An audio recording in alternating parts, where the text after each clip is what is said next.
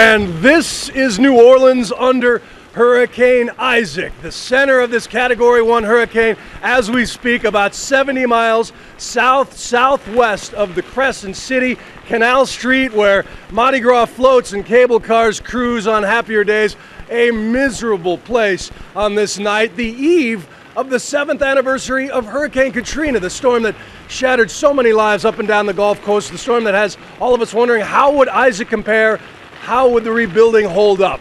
To get a whole picture of what's going on here tonight on the golf course, our ABC News extreme weather team is fanned out from Houma all the way to Gulfport, Mississippi, and we will check with all of them in just a moment. But first, this is the image so many people are watching in the shelters of Plaquemine Parish and the bars of the French Quarter tonight. The latest satellite track shows that Isaac came ashore around 6:45 p.m. local time at the mouth of the Mississippi with maximum winds of around 80 miles an hour. Now, those gusts may be much weaker than Katrina's, but it looks like Isaac is destined to be a slow, wet, moisture machine, which could dump 10 to 20 inches of rain in some areas already saturated and drench the Midwest in the coming week. This is what Isaac looks like from the International Space Station tonight, a massive swirl of energy, hundreds of miles across. And this is Isaac from the wet and windy streets of New Orleans, where trees are falling.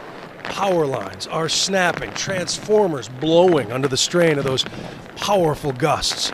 After a handful of arrests of looters taking advantage of evacuated homes, sheriff, police, and National Guard are all out in force tonight. But once the winds reach over 60 miles an hour, many parishes refuse to respond to 911 calls from those who chose to stay and ride it out. And after spending billions to shore up the levee system that broke here 7 years back, the infamous 17th Street Canal is having no problem containing Isaac so far tonight. There are some surges that are going over some roads. We're hearing reports. Also, over 200,000 people without power so far tonight. When this thing blows past, it's going to be a sweltering few days here in Louisiana. Now, to get a full picture, as mentioned, let's check in with our ABC News extreme weather team, starting with Ryan Owens, who is southwest of us here in Houma, Louisiana. Ryan, how you doing? Hey Bill, good to see you. We're about 60 miles south and to the west of you, to be exact. Not at all far from the Gulf of Mexico, and actually not at all far from the Eye of Isaac. We expect that will pass almost directly over us here in Houma in about an hour or two. So far right now it's not raining. We've seen plenty of rain throughout the night. Right now we're in between bands. We have seen some gusty winds, but nothing that approaches hurricane strength, at least not yet. We have hunkered down right next to the public library here, which is a couple of blocks from a shelter where about 175 people are spending the night, most of them families with small children who said, you know what, we're just not going to take a chance of losing power, not with small children in the house. Ironically, we met one mother there who has a 4-year-old son who's named Isaac. She said he's getting quite a bit of grief around that shelter when people find out he shares a name with this storm. Bill? You got to wonder how many Isaacs will be born 9 months or so from tonight. Ryan, thanks so much. Let's go over to Ginger C. She is east of us in Gulfport, Mississippi, sometimes a forgotten spot as we talk about a post-Katrina world. Ginger, how are they holding up tonight?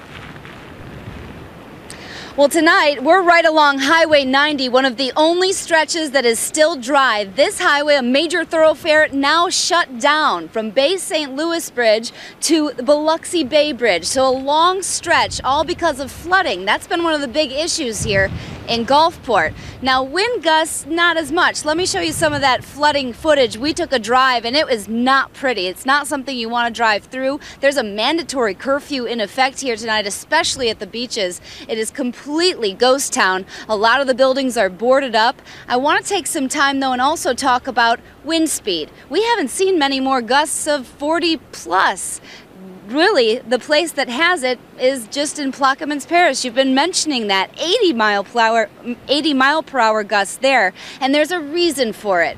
The Plaquemine Parish president actually had parts of his roof taken off, and that is because as that eye wall crossed over Plaquemine Parish earlier tonight, it carries with it, say, 80 mile per hour winds, but it also is on the right side of the storm. As the counterclockwise rotating hurricane goes to the north and west, there's a little sciencey here, but the right side, just to the northeast of the center of the hurricane, is where you'll get those extra added high wind speeds. It's because you're adding the speed of the storm itself plus the eye wall. One place where they're going to have really high wind and also a big old storm surge. Bill? Ginger, we'll take extreme weather lessons from you any night. Thank you. Be safe. And now let's bounce over to Matt Gutman. He is in Goshen, Mississippi with the latest. Matt?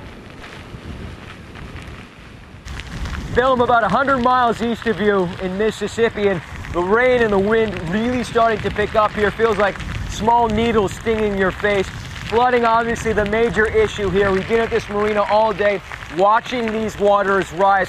Now, I'm on this pier, and normally it's several feet above the water, now several feet beneath it. All the wind and the force of the waves here have literally forced it to crumble apart. It's falling apart as we speak. That's one of the reasons that we've seen evacuation orders here in this marina and all these coastal communities. The folks here aren't too concerned about the wind that you're seeing. It's all this water. Now, driving through here, it really seems like ghost towns. Folks are taking these evacuations very, very seriously, but as this weather continues to worsen, there's more bad news. The floodwater is only going to get worse, Bill. This is low tide. By morning, it's supposed to be even higher than this.